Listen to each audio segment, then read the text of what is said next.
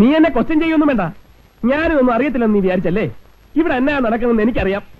ഒന്ന് പതുക്കെ പറഞ്ഞ ആരെങ്കിലും കേൾക്കും. കേൾക്കട്ടെ. ഇനി അറിയാത്ത ആരാ ഇവിടെ ഉള്ളത്? ഇത്രയൊക്കെ പറയാനും വെച്ചാൽ ഞാൻ എന്നാ തെറ്റ് ചെയ്തേ? എന്റെ ഭാര്യ 100% വിശ്വസ്തയായിരിക്കണമെന്ന് എനിക്ക് നിർബന്ധമുണ്ട്. മറ്റൊരുത്തനെ മനസ്സിൽ വെച്ചുകൊണ്ട് എന്റെ കൂടെ ജീവിക്കുന്നത് എനിക്ക് ഇഷ്ടമല്ല. ഇങ്ങനെ ചീപ്പായി സംസാരിക്കരുത്. റോഹിത്തിന്റെ മനസ്സിലിരിപ്പ് ഇതാണെന്ന് ഇപ്പോഴാണ് മനസ്സിലായത്. ഞാൻ മോളിൽ പോകുന്നതും രാജേട്ടനോട് സംസാരിക്കുന്നതും എന്റെ കൂട്ടുകാരിയുടെ ഭർത്താവെന്ന നിലയ്ക്കാ, അല്ല റോഹിച്ചൻ പറഞ്ഞ തരത്തിലല്ല. നീ കൂടുതൽ ന്യായം ഒന്നും പറയണ്ട. ഞാൻ കൊച്ചു കുട്ടിയൊന്നുമല്ല. റോഹിത്തിന്റെ മനസ്സ് മുഴുവൻ കോംപ്ലക്സാ, അസൂയ. അതെ, ഈ കാര്യത്തിൽ ഞാൻ സ്വാർത്ഥനാണ്.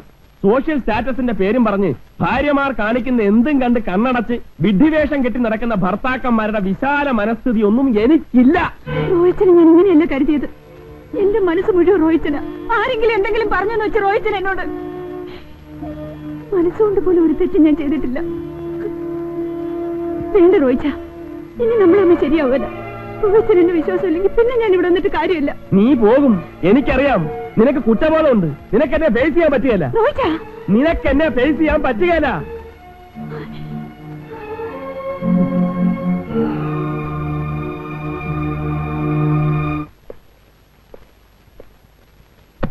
രാജേട്ടൻ എന്താ എങ്ങനെ സംസാരിക്കുന്നേ? ഒരാഴ്ച ഞാൻ ഇവിടെ ഉണ്ടാവില്ല. ബാങ്കിന്റെ ആവശ്യത്തിന് മണിപ്പാൽ വരെ പോവുകയാണ്. നീ മോളും വീട്ടിലേക്ക് വരികയോ? അതെന്താ പെട്ടെന്നൊരു പ്രോഗ്രാം? പിന്നെ നിന്റെ സൗകര്യത്തിനാണോ ബാങ്കിന്റെ കോൺഫറൻസ് വെക്കുന്നത്?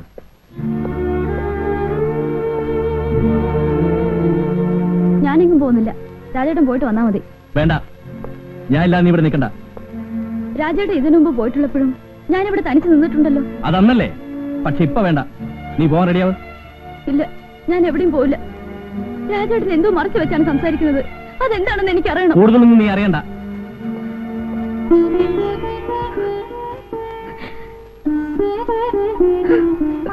മമ്മി എന്തിനാ കരയുന്നേ?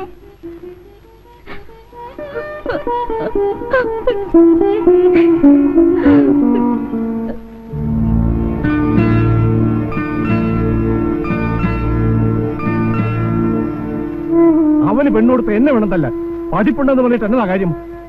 അല്പന്മാരുടെ സ്വഭാവമല്ലേ കാണിച്ചത്? ഒരു ഫ്രണ്ടിന്റെ ഭർത്താവിനോട് മിണ്ടിയെന്നും പറഞ്ഞല്ലേ അവന് സംശയം? അവനെ ഞാനങ്ങനെ വെറുതെ വിടുകയല്ല. ഇടിയാൻ കിടന്ന് ഒച്ച വെച്ചിട്ട് എന്നാ കാര്യം? കെട്ടിയവനും കെട്ടിയോളും ആവുമ്പോ ഇണക്കവും പിണക്കവും ഒക്കെ ഉണ്ടാവും. അതങ്ങ് പറഞ്ഞു കഴിഞ്ഞാൽ തീരുകയും ചെയ്യും. അങ്ങനെ ഒരു തോന്നൽ അവനുണ്ടായിരുന്നെങ്കിൽ ഈ രാത്രിയിൽ ഇവിടെ വരുമായിരുന്നോ? കാഞ്ഞിരങ്ങാട്ട് കറിയാച്ചന്റെ മഹത്വമൊന്നും കണ്ടിട്ടല്ല ഞാൻ അവൻ എന്റെ മോളെ കെട്ടിച്ചു കൊടുത്ത്. അവന്റെ ജോലി കണ്ടിട്ടാ.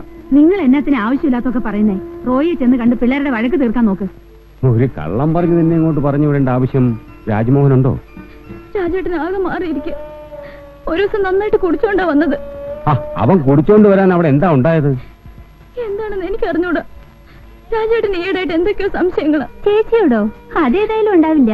ഒരു കാര്യമില്ലാതെ അവൻ ഇങ്ങനെയൊക്കെ കാണിക്കൂ? നീ എന്തെങ്കിലും വിട്ടിത്തം കാണിച്ചിരിക്കും. ഞാൻ താഴെ പോകുന്നതും റോയ്ച്ചനോട് സംസാരിക്കുന്നതൊന്നും രാജേട്ടന് ഇഷ്ടമല്ലെന്ന് തോന്നുന്നു. എന്ന് രാജ്മോഹൻ നിന്നോട് പറഞ്ഞു? രാജേട്ടന്റെ പെരുമാറ്റത്തിലും സംസാരത്തിലും അങ്ങനെ തോന്നുന്നു.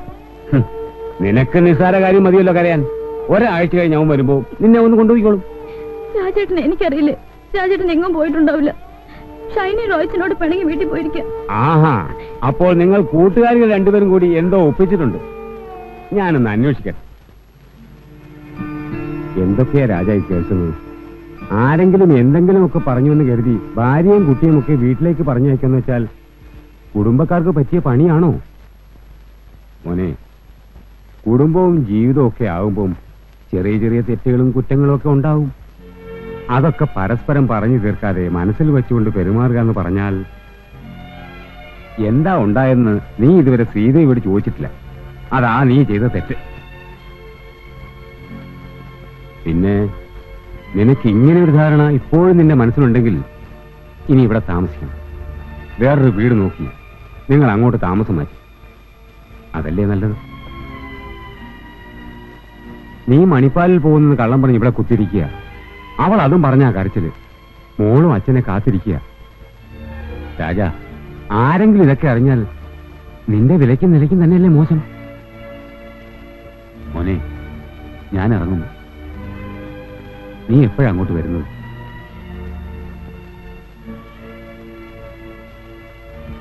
അനാവശ്യമായി മനസ്സിൽ വളരുന്ന സംശയം നാശത്തിലെ കലാശം.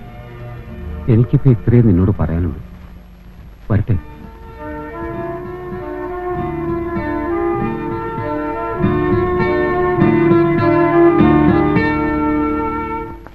ഷൈനി, ഷൈനി, മോളെ ഷൈനി, അവൾ എവിടെ പോയി? ഷൈനി അങ്ങോട്ട് വന്നില്ലേ? ഇല്ല. അങ്ങോട്ടാണല്ലോ പോന്നത്. അങ്ങോട്ടാണ് വന്നതെന്ന് നിനക്കെന്താ എത്ര ഉറപ്പ്? എന്നിട്ട് അവൾ അവിടെ എത്തിയോന്ന് അന്വേഷിച്ചോ? നിനക്കൊക്കെ നാണം ഉണ്ടോടാ? അവളുടെ കൂട്ടുകാരുടെ കെട്ടുകൊണ്ട് സംസാരിച്ചെന്ന് പറഞ്ഞ് അവളെ സംശയിക്കാൻ? അപ്പച്ചൻ കാര്യങ്ങൾ അറിയാൻ സംസാരിക്കരുത്. എല്ലാ കാര്യങ്ങളും അറിഞ്ഞുകൊണ്ട് തന്നെ ഞാൻ വന്നത്. അവൾ എന്റെ മോളാ. ആ മഹാത്മ്യൊന്നും പറയാതിരിക്കുന്നതല്ല. എന്താടാ പറഞ്ഞാല്? വല്ലവരും പറഞ്ഞു കേട്ടോ അല്ലാതെ നീ നിന്റെ കണ്ണുകൊണ്ട് കണ്ടിട്ടുണ്ടോ? കണ്ടിട്ടില്ല. എന്നിട്ടില്ലാത്ത പറഞ്ഞ് എന്റെ മോളെ സംശയിക്കുന്നു. എടാ, നിനക്കൊക്കെ പഠിപ്പും വിവരം ഉണ്ടായിട്ട് എന്നതാടാ കാര്യം? അപ്പച്ചൻ ഇതൊന്നും പറഞ്ഞാൽ മനസ്സിലാകത്തില്ല. മനസ്സിലാകത്തോണ്ട് തന്നെയാ നിന്നോട് ചോദിച്ചത്. എടാ, താഴെ മുകളിലുമായി താമസിക്കുന്നവരാകുമ്പോ അങ്ങോട്ടും ഇങ്ങോട്ടും പോക്കും വരും സംസാരം ഉണ്ടാവും, പ്രത്യേകിച്ച് കൂട്ടുകാരികളാവുമ്പോ. അതിന് ഇങ്ങനെയൊക്കെ സംശയിക്കാൻ പോയാ നീയൊക്കെ എങ്ങനെ ജീവിക്കൂടാ? ഒരുത്തന്റെ ഭാര്യയായിട്ട് ജീവിക്കുമ്പോൾ അതിന് കുറെ ലിമിറ്റ്സ് ഉണ്ട്. അതിൽ കൂടുതലാകുകയെന്ന് വെച്ചാൽ തെറ്റ് ചെയ്ത ആരും ഒരിക്കലും തെറ്റാണെന്ന് സമ്മതിക്കാറില്ല. എന്റെ മോളെ പറ്റി അനാവശ്യം പറഞ്ഞാലുണ്ടല്ലോ. എല്ലാ തന്തമാർക്കും മക്കളെ പറ്റി അങ്ങനെ തോന്നും. 6 മാസമായിട്ട് അവൾ എന്റെ കൂടെയാ ജീവിക്കുന്നത്. എനിക്കറിയാവുന്ന പോലെ നിങ്ങൾക്കാർക്കും അവളെ കുറിച്ച് അറിയത്തില്ല. ഓ, അപ്പൊ എന്റെ മോളാ തെറ്റുകാരിയല്ലേ? ഇനി നിന്നോട് സംസാരിച്ചിട്ട് കാര്യമില്ല.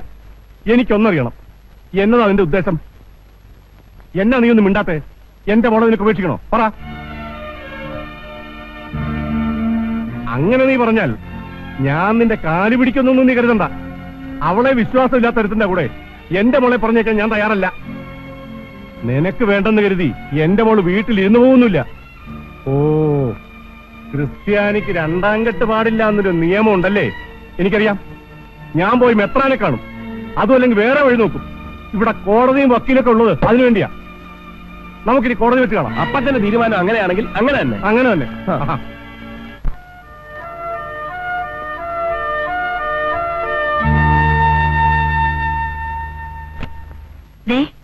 ആരാ വന്നെന്ന് നോക്കി. ആ, എന്താണ് പെണ്ണും പിടക്കോഴിയൊക്കെ ആയപ്പോ നമ്മളെയൊക്കെ മറന്നല്ലേ? ഏയ്, അതൊന്നുമല്ല, കുറച്ച് തിരക്കിലായിരുന്നു. ആ, ഇരിക്കെ. ഹണിമൂണൊക്കെ ആഘോഷിച്ച് ലോകം മുഴുവൻ ചുറ്റി നടക്കുകയായിരുന്നല്ലേ നിന്റെയൊക്കെ സമയം. ഷൈനി എന്താ കൊണ്ടുവരാഞ്ഞത്? അവള് വീട്ടിൽ പോയിരിക്കുക. കയ്യെ കിട്ടേണ്ട താമസം സംഗതി ഒപ്പിച്ച് വീട്ടിൽ കൊണ്ടുപോയാക്കി. അനി, എന്തെങ്കിലും കുടിക്കാനെടുക്ക്.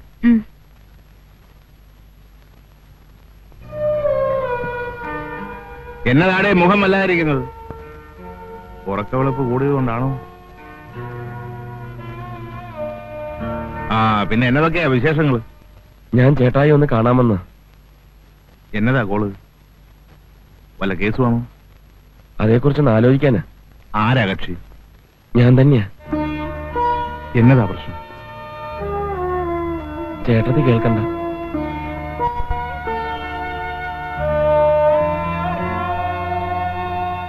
എന്നതാടാ ചേട്ടത്തി കേൾക്കാൻ പാടില്ലാത്ത പ്രശ്നം? പറ.